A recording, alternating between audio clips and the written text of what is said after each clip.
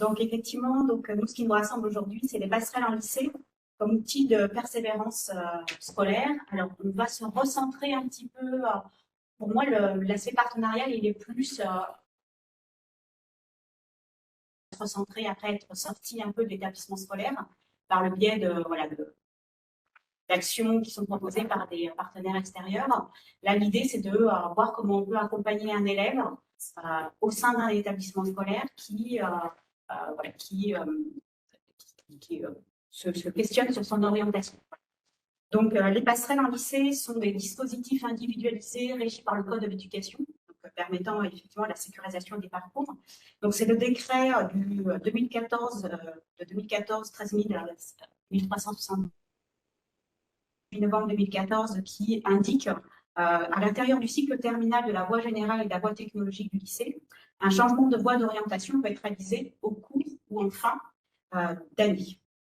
Donc, le code de l'éducation, c'est très important, hein, le mot en cours ou en fin d'année, je vous le dirai tout à l'heure, je vous expliquerai tout à l'heure pourquoi.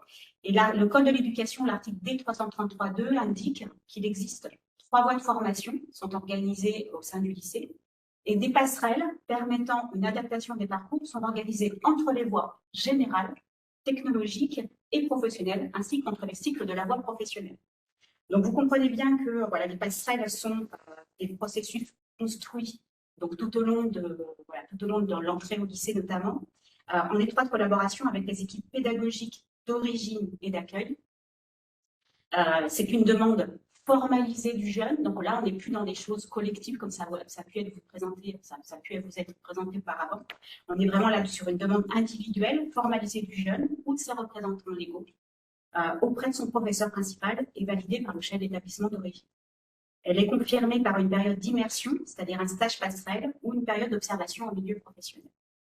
Suite à cette période, un bilan est effectué par l'élève avec son professeur principal, validant la pertinence du projet. Donc, la passerelle est un parcours, donc je le répète, individualisé, qui s'organise dans le cadre d'un processus construit en étroite collaboration avec les équipes pédagogiques. Ça, c'est vraiment très important, c'est pour ça que je le répète, d'origine et d'accueil, et elle fait suite à une demande formalisée du jeune. C'est un dispositif individualisé favorisant la réussite scolaire des élèves et qui permet d'accompagner un changement exceptionnel du parcours au lycée pour favoriser une plus grande fluidité et davantage de progressivité des parcours. Donc, vous comprenez bien que c'est un levier pour lutter contre le décrochage scolaire et les sorties du système éducatif jeunes sans qualification. Donc, maintenant, on va sur cette deuxième slide, et ma dernière, mais qui va prendre un petit peu de temps. On va essayer d'expliquer comment peut se mettre en place une passerelle en lycée. Donc, la majorité des passerelles se passent à l'entrée au lycée. En tout cas, la majorité des demandes des élèves se passent à l'entrée au lycée. Donc, les élèves, après les décisions d'orientation de la troisième, ont l'impression d'avoir travaillé souvent un projet, ce qui est souvent le cas, hein, mais peuvent rentrer en seconde générale et technologique, en seconde professionnelle ou en première année de CAP, en s'apercevant que quelquefois ils se sont trompés. C'est pourquoi, donc c'est au regard de ces différentes réorientations qui sont demandées, ces nombreuses réorientations qui sont demandées à l'entrée au lycée, qu'a été mise en place une circulaire qui s'appelle Réussir à l'entrée au lycée, qui date du 29 mars 2016. Cette circulaire, c'est une circulaire qui a vraiment inscrit comment accompagner au plus les élèves à l'entrée au lycée. Donc, l'idée est d'accueillir les élèves afin de favoriser leur intégration et marquer leur entrée dans la voie professionnelle. Et puis, travailler sur les attendus du lycée. Donc, il y a un très gros travail de repérage de ces élèves. Donc, en fait, il y a cette période-là d'entrée au lycée, ça s'appelle la période de consolidation du projet d'orientation. Et à la fin de cette période d'intégration en lycée, donc avant les vacances de la Toussaint, vous avez dû en entendre parler, il y a ce fameux droit à l'erreur manifeste d'orientation. Donc, l'idée de il y a une double idée dans cette circulaire de réussir à rentrer au lycée. Et c'est notamment réussir à rentrer au lycée professionnel pour lequel cette circulaire a été mise en place. Et voilà, il y a un double niveau dans cette circulaire. Il y a à la fois comment travailler sur l'intégration du jeune, puisque très souvent les jeunes, vous savez, hein, dans les déterminants de l'orientation, voilà, on travaille, le projet est travaillé sur différentes choses, donc ça peut être effectivement grâce à l'accompagnement que peut faire une équipe pédagogique au sein du collège, principaux, psychologues de l'éducation nationale, chef d'établissement, tout le travail qui peut être mis en place dans le cadre de la découverte des métiers. Voilà, tout le travail effectivement sur le parcours à tenir au sein d'un établissement scolaire, mais très souvent les élèves font aussi le choix par rapport à accompagner un camarade de classe. Donc dans une même formation, avoir un cousin ou une cousine qui leur a dit que cette formation était bien, sans aller parfois plus loin. Et donc, on peut avoir effectivement des élèves qui ont fait un premier vœu dans un établissement scolaire, tout en se disant qu'ils sont trompés. Donc, comment accompagner le développement adolescent au sein d'un établissement scolaire et ce processus voilà, de choix au sein d'un établissement scolaire pour effectivement que les élèves se sentent au mieux.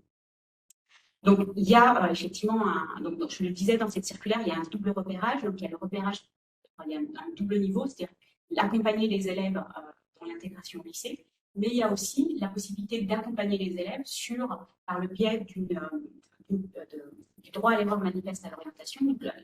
La possibilité leur est donnée de faire de nouveaux vœux avant les vacances de la Toussaint et par le biais d'une commission qui se passe à la DS2N, de pouvoir voilà, essayer d'avoir une place dans un lycée par un système de switch voilà, entre deux élèves, d'essayer effectivement de changer d'orientation. Je vous avoue que cette commission, c'est une commission très très difficile qui se passe à la DS2N parce qu'il y a un investissement fort des équipes sur effectivement le changement et en tout cas le travail qu'ils peuvent faire auprès des élèves, mais elle ne donne pas beaucoup de résultats positifs de la part des élèves, alors même si on arrive à un pourcentage voilà, entre 15 et 20% d'élèves qui arrivent à changer, mais ce n'est pas effectivement la majorité des élèves. On a repéré des élèves dans ce début d'année, des élèves qui disent ne pas bien se sentir, des élèves qui finalement, une fois intégrés au niveau de leur formation, s'y sentent bien, se sentent bien dans leur classe au sein du lycée et vont poursuivre leur formation au sein du lycée, puisque tout ce travail de processus d'orientation qui poursuit, de construction, donc permet effectivement de changer un peu la vie d'élève et puis effectivement son projet et sa manifestation autour du travail qui est fait dans le lycée. Malgré tout, on a des élèves qui continuent à se dire qu'ils ne se plaisent pas dans cet établissement scolaire et dans cette formation, même s'ils l'ont choisi en premier vœu. Il y a aussi des analyses, des études qui montrent que même si un élève dit a choisi une formation professionnelle et c'est son premier vœu, eh bien, on a un nombre d'élèves important qui ne se plaisent pas dans cette formation et disent qu'ils ont été malheureux. Donc, on a des élèves repérés de façon importante et quelquefois, ça s'éteint comme un soufflet dans les établissements scolaires. Voilà, on a essayé de les accompagner sur la commission de droit à l'erreur, ça n'a pas donné d'effet et donc voilà, on dit aux élèves, c'est comme ça, on verra l'année prochaine. Alors qu'on peut faire un gros travail, avec ces élèves repérés, on peut faire un gros travail d'accompagnement, de poursuite d'accompagnement de ces élèves. L'idée, c'est de continuer à travailler sur le processus de projet et d'accompagnement des élèves et leur permettre, ça a été cité à plusieurs reprises ici, leur permettre de faire un mini-stage en établissement scolaire, donc dans des lycées voisins ou dans le même lycée, pour qu'ils puissent continuer à travailler leur projet. Soit leur permettre de faire un stage dans le milieu professionnel qui pense être un milieu professionnel dans lequel ils se sentiraient bien. Et puis, eh bien, c'est l'accompagnement, donc là on est sur le deuxième pôle, c'est l'accompagnement au processus de réflexion à l'orientation soutenu par les équipes de lycée. Donc il y a le GPDS de lycée effectivement qui permet de faire le suivi de ces élèves qui ont fait une demande de changement d'orientation à tout ça, et donc continuer effectivement à s'accompagner, à les suivre pour voir comment ils s'impliquent. Le dossier passerelle, donc le stage de la période d'immersion, le stage passerelle permet effectivement de valider donc le projet de l'élève et du mois de novembre, il existe la passerelle en cours d'année sur le Vadémécom qui vient de sortir la semaine dernière sur le PA. Vous verrez qu'il y a effectivement ces deux possibilités sur la fiche technique sur la page passerelle. C'est à la fois en cours d'année, donc le cours d'année, c'est des vacances de la Toussaint au 15 mars, où effectivement, il y a la possibilité d'accompagner par le biais d'un dossier passerelle les élèves, donc en faisant des dossiers au fil de l'eau, pour qu'ils puissent effectivement faire une demande de passerelle en cours d'année, en transférant, donc en envoyant ce dossier à la DSDEN, donc service scolarité de la DSDEN.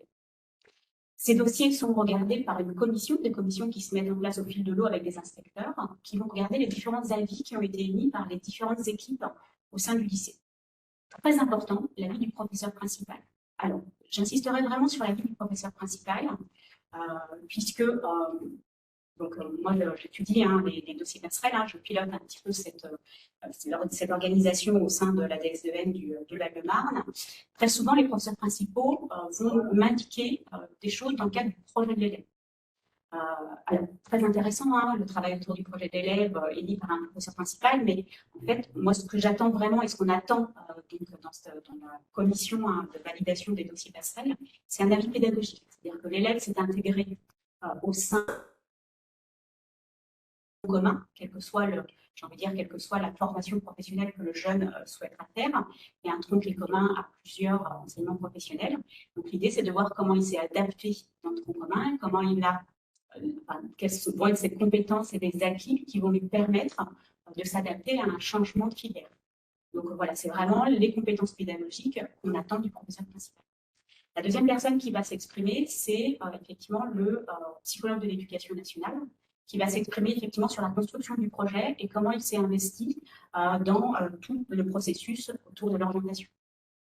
La troisième personne qui va s'exprimer, c'est la personne qui a accueilli, donc généralement c'est le DFPT, le chef d'établissement, qui a accueilli l'élève dans le cadre du stage passerelle, c'est-à-dire du stage d'observation au sein de l'établissement scolaire.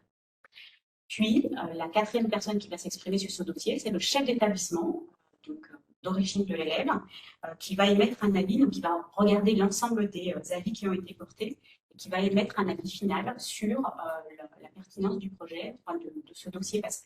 Donc, il peut mettre un avis réservé, qui peut mettre un avis favorable.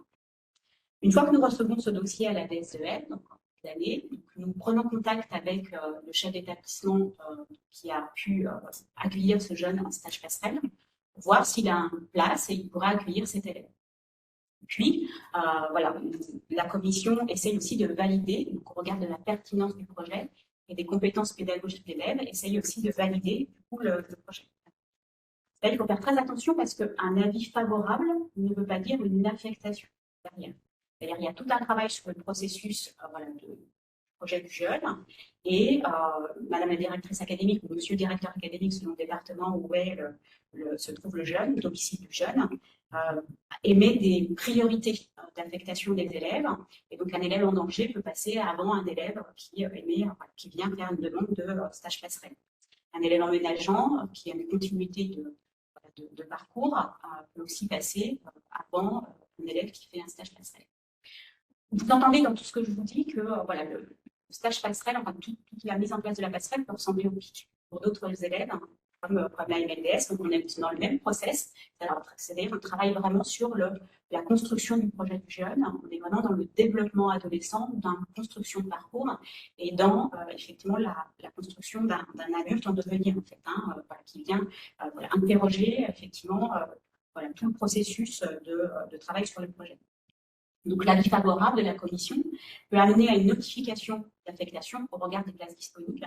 Alors, moi, j'aimerais vous dire que quand je suis arrivée il y a 3 ans à la DSDEN du Val-de-Marne, j'ai travaillé sur 5 dossiers passerelles en cours d'année.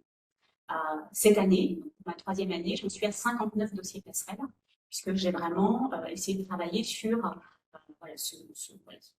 tout ce panel d'élèves qui sont repérés au sein des établissements scolaires, la sensibilisation des équipes sur ce panel d'élèves qui étaient repérés au sein des établissements scolaires et pour lequel, finalement, il n'y a pas de continuité de prise en charge pour ces élèves. On a mis en place, dans le Val-de-Marne, un webinaire d'accompagnement des équipes pour expliquer tout le process des passerelles, d'autant plus que la passerelle en cours d'année, pour 80% des cas, va avoir un avis favorable et on va trouver une place pour les élèves, puisqu'il y a un vrai travail vous savez qu'il y a beaucoup de mouvements dans les classes, et très souvent, quand un élève a fait un stage d'observation et que ça s'est très bien passé, en règle générale, les chefs d'établissement essayent au mieux d'accueillir cet élève dès qu'il y a une place qui se libère, qu'ils nous préviennent, et ça permet d'accueillir cet élève. Et puis, il y a tout un travail qui se fait en plus entre chefs d'établissement, chef d'établissement d'origine et chef d'établissement d'accueil. Et donc, du coup, effectivement, ça peut donner voilà, quelque chose d'assez favorable dans la réversibilité des parcours, en tout cas dans ce processus de changement de population. Donc ça, c'est pour la passerelle en cours d'année. Là, on arrive à la fin des passerelles en cours d'année, c'est-à-dire que là, le 15 mars, c'est vendredi, on a reçu le Badénécom, donc on va rentrer dans la phase de passerelle dans le cadre de la campagne d'affectation. Donc, soit un élève fait un dossier passerelle en cours d'année et ça n'a pas donné effet, donc on peut reprendre les dossiers passerelles et vous pouvez faire une saisie AFNet. Une saisie AFNet peut être faite pour ces élèves pour qu'ils participent effectivement au changement d'orientation dans le cadre du processus AFNet. Ou bien, c'est un dossier passerelle n'a pas du tout été constitué, l'élève vient vers les équipes pédagogiques de l'établissement scolaire, du lycée, et puis il peut y avoir effectivement un dossier passerelle qui peut être constitué. Même chose avec une commission qui a lieu en juin. Comme tout dossier soumis à commission, eh bien, il doit arriver à la DSDN avant le 14 mai, et ils seront étudiés dans le cadre d'une commission. L'avis favorable de la commission passerelle sera renvoyé à chef d'établissement d'origine du jeune et voilà, il pourra y avoir une saisie qui se fera sur AFNet pour que la demande du jeune puisse tourner sur AFNet. Quelle que soit la direction académique. Quelle que soit la direction académique, tout à fait. Là, je parle, voilà, je parle au nom du Val-de-Marne, mais effectivement, comme je vous l'ai dit au tout démarrage de mon propos, on est dans le cadre du Code de l'éducation et donc d'un décret. Donc, normalement, effectivement, on suit le process. Alors, c'est vrai que moi, j'ai fait tout un travail de sensibilisation des équipes, puisqu'il n'y avait pas de passerelle en cours d'année qui se mettait en place dans le Val-de-Marne, juste par manque d'information, je pense, des équipes. Mais effectivement, là, on est dans le cadre d'une circulaire qui date de 2014, et du Code de l'éducation, effectivement, bien évidemment, voilà, on suit le Code de l'éducation dans ce cadre-là. Donc là, je vous ai parlé notamment de la majorité des passerelles, donc, que ce soit dans le cadre de la campagne d'affectation ou que ce soit dans le cadre des passerelles en cours d'année, sont sur l'entrée au lycée. C'est pour ça que je vous ai aussi parlé de la circulaire réussir au lycée. Voilà, c'est vrai que on est dans une construction de projet, on est dans un passage qui n'est pas simple, donc une liaison collège-lycée qui n'est pas facile pour les élèves. Voilà, on est dans un accompagnement des élèves qui est important, mais quelquefois on ne peut pas accompagner tous les élèves non plus. Les psychologues de l'éducation nationale ne peuvent pas accompagner tous les élèves. Même chose, les professeurs principaux vont accompagner les élèves quelquefois les plus fragiles. Et quelquefois, il y a des élèves qui non plus ne posent pas de questions. Donc, l'idée, c'est d'essayer d'accompagner au mieux. Et c'est pour ça qu'on a cette demande particulièrement importante à l'entrée au lycée. Mais sachez que les passerelles peuvent se faire aussi en première. Alors, difficilement de la première à la terminale, donc en fin d'année, puisque vous savez que le bac se passe en 2 ans, en tout cas la formation professionnelle se passe plutôt en 2e ou première terminale, mais par contre, les passerelles en cours d'année peuvent se mettre aussi en place au cours de la première. Et là, on n'est plus sur des passerelles montantes. Enfin, que ce soit les passerelles en cours d'année, de toute façon, se font toujours sur un même cycle. Ce sont ce qu'on appelle des passerelles parallèles, c'est-à-dire on est sur un même niveau. Aujourd'hui, si j'ai une seconde générale et technologique, un élève seconde générale et technologique qui fait une demande de passerelle, à ce jour, ce ne sera pas pour une première professionnelle. Même si c'est un élève qui avait fait une demande de première professionnelle à la fin de l'année de seconde, qui n'a pas été accepté par faute de place, on n'est pas sur des passerelles montantes dans ce cours d'année. On est vraiment sur une intégration qui peut être au cours du 2e trimestre, du 3e trimestre. On est vraiment sur des passerelles parallèles en cours d'année. Et ça peut se mettre aussi en place au cours de la première. J'ai eu pas mal de premières générales qui se sentaient un petit peu perdues. Première générale, on demandait une passerelle vers des premières techno. Et donc, c'est des passerelles qui sont assez faciles à mettre en place aussi. Et qu'on met rapidement là, c'est vraiment, il faut que ce soit des passerelles assez rapides, puisque, comme tout à l'heure, on en a parlé, il y a l'inscription bac, il y a plein de choses, mais on a mis en place des passerelles première générale, première technologique, fin janvier. On l'a aussi fait. Il suffit qu'un chef d'établissement appelle la maison des examens, il nous change. Voilà, les choses peuvent se changer aussi. Des passerelles première techno vers première professionnelle, des passerelles première technologique vers première générale, quand il y a une décision d'orientation qui a été dans ce sens-là aussi. Donc voilà, tout type de passerelles peuvent s'envisager, comme le dit la circulaire. Voilà, tout processus peut se mettre en place, de réorientation peut se mettre en place au cours du lycée. beaucoup plus difficilement en terminale. En terminale, on est vraiment sur une fin de parcours et la préparation de l'enseignement supérieur. Que vous dire de plus? Donc, effectivement, les demandes de passerelle doivent être accompagnées par des équipes pluriprofessionnelles.